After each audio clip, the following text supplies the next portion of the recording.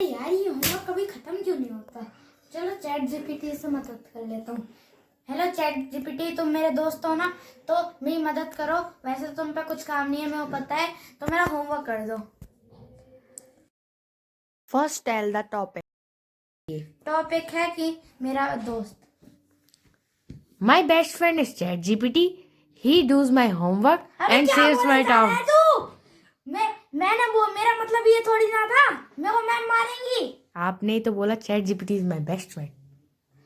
हाँ, कोई सोल्यूशन है तुम्हारे पास? एक सोल्यूशन है। क्या बताओ जल्दी। इस सोल्यूशन से मैं गलती भी नहीं करूंगा। सबसे बेस्ट सोल्यूशन है अपना होमवर्क खुद करो। तो निकल।